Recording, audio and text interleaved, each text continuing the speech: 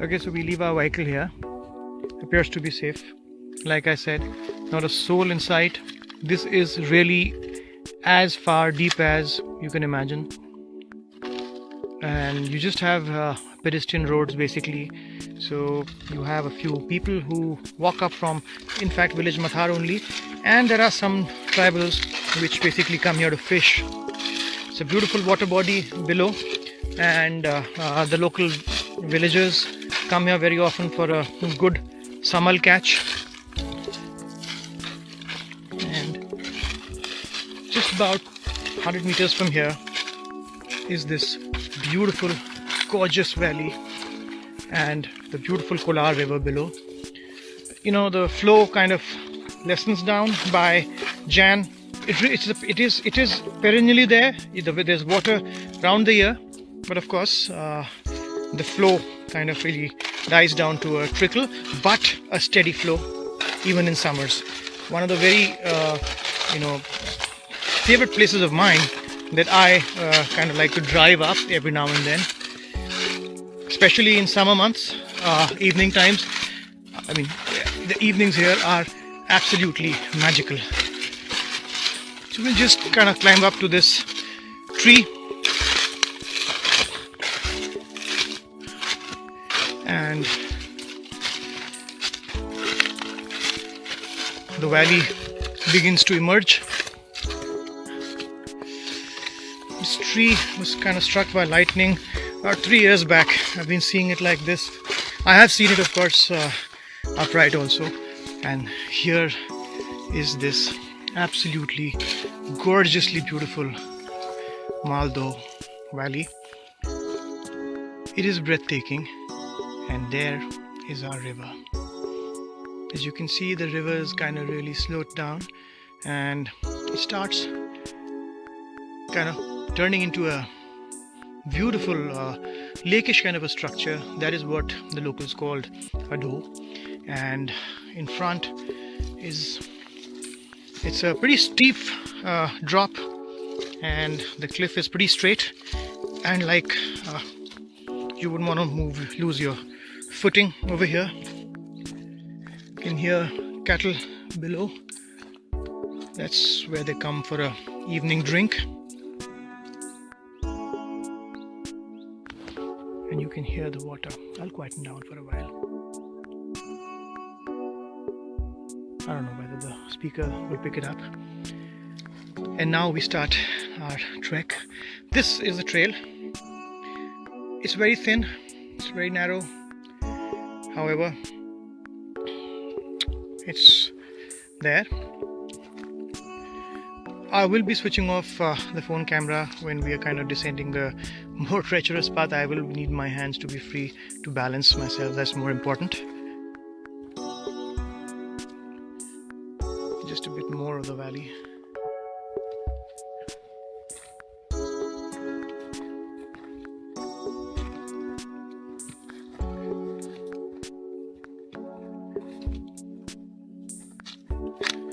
Absolutely gorgeous view.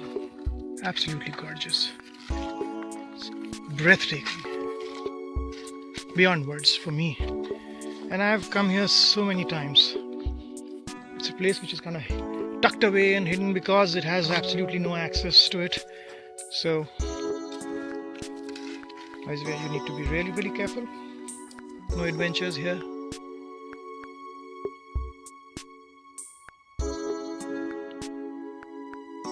These are the very end of the Vindhyachal hills. This river, Kolar river, used to go and merge into Narmada before the Joliapur Dam was kind of built on it. It's a big irrigation project which has been linked to Kolar project. It's a part of the Kolar project only. It irrigates a huge amount of area. It's a very important reservoir in Joliapur, and that is kind of filled by this very beautiful river flowing below us. And far out that side, the edge of that hill that we see, or I don't know whether we can see it, is where the village Mathar is. So I don't know how far we're going to be able to get today. However far we can. I'm going to be back and I will complete this trek. Walking into Mathar. I have a idea. I would like to send the vehicle on the other side, so I'll have myself dropped off at the road, because I don't want my chauffeur kind of bringing it. I don't think he's going to be able to manage the kind of off-roading there is over here, and I wouldn't want to leave my vehicle with him in any case. So I'll probably get off at the road, about 8 kilometers of extra walk. I don't mind doing that, and then I will send it across towards Delavadi, to the access point of the sanctuary. One other thing, of course, we do require a permit to go inside. It's a trekking permit. It's about 250 rupees. So whenever we do try to walk inside, because beyond this river is the sanctuary area. Right now where I'm standing is the buffer area. As per the forest map, the cadastral survey map, the Kolar River forms the boundary of the sanctuary, and beyond this river is the core area of the Ratapani sanctuary, and we will be crossing this river pretty soon. So in anticipation, we always take a permit, a trekking permit, which is there. You do have even the camping permits. We don't need that, of course. I want to be back before sunset. So let's start walking now.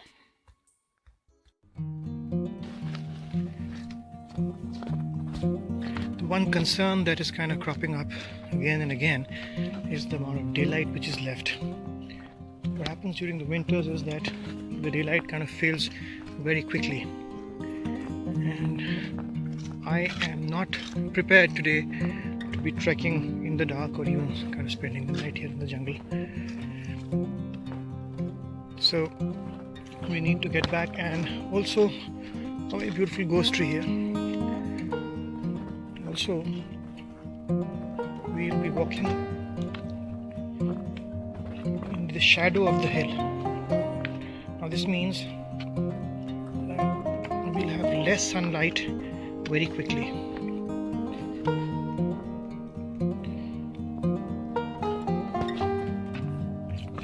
One of the problems that we face here is that you have these small rounded stones, these pebbles, which kind of make it very difficult to walk, because no matter what you do, you will slip. They act as kind of roller bearings under your foot. So one has to be very careful. Among the various alternatives that you see that are going down, you find yourself a better one that you feel you would be more comfortable with. Then you kind of sure-foot yourself through that.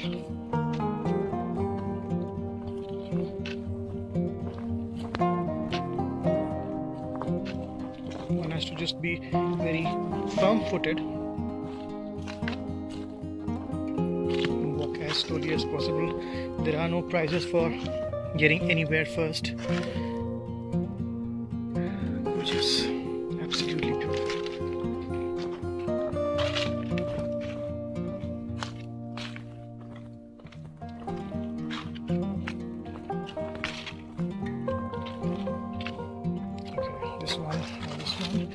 This one seems to be more kacha. This one has a kind of a rock. It's going to give me better footing.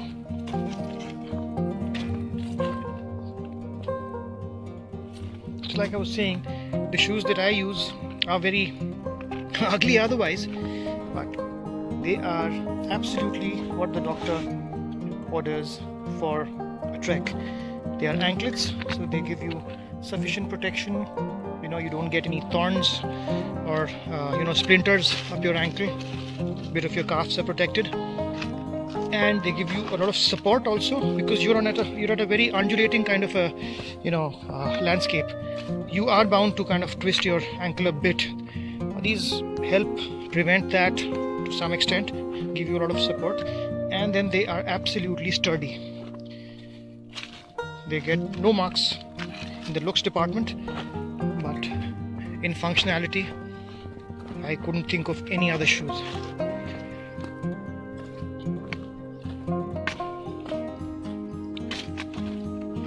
I can hear the birds now as we are growing closer to the water. The canopy is getting better. We have a lot of bamboo, growing in this area. Last time when I walked here with the guests, surprisingly, they were from Africa. And so when they were coming here, we were kind of very apprehensive as to why they would want to visit Ratapani when they're from, you know, an African country which is like the mecca of wildlife. But then they were here for trekking, and this was one of the trails that we took them on. And this is when we discovered this path to village Mathar. It's dense forest so long. So what I was trying to say at that point was that during that trek we came across a herd of wild boar. Now wild boar, however it may sound, I mean, they're not like the Asterix and Obelix that we see. Wild boar are dangerous. A bull can easily, rip through the metal of a vehicle. It will attack unprovoked, just like a bear. So what I was driving at was that when you're surrounded by a forest like this and desolated, you're on your own, you need to be very aware of your surroundings. Listen carefully.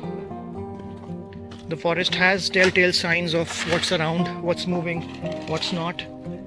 Keep looking about. Keep stopping. Listen. You will see movement, you will hear movement. And at that point you need to decide what you should do. I am not going to comment on that. We have our standard operating procedures that we follow if you do come face to face with animals. I have not, but we have suffered a bee attack. Why I'm saying this is because that is something that now we prepare for foremost when we kind of trek down, in a canopy like this. But this is not a canopy that you have a beehive in, but you do have beehives on the rock faces, which you have by the hundreds over here, of course.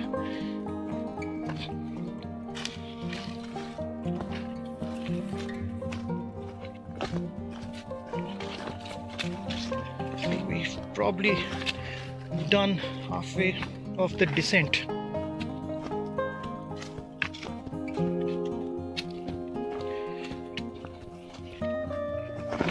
Oops, precisely what I was talking about. You will have a few of these slips, slight tumbles. Don't kind of resist it too much when it does happen. It's like flowing with the current. Just balance yourself, shift your weight around.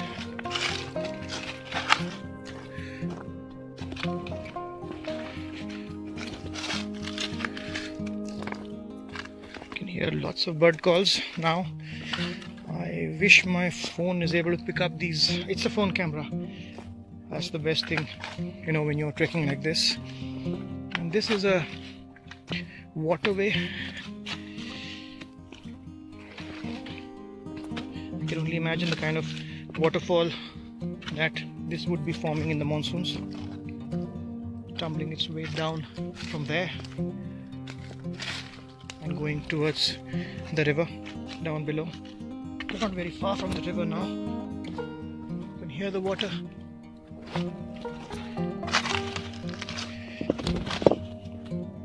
Loose rocks, avoidable. Part of my attention, of course, is on the camera, the phone rather.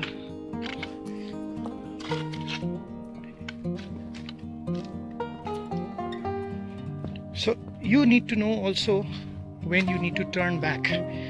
Tempting as it may be when you're trekking, you can't find your way back. Imagine what happens when the light fails. Beyond dusk, there is no way that you will find your way back on this trail. And you can see the water now. You can see the water, and I need to catch my breath.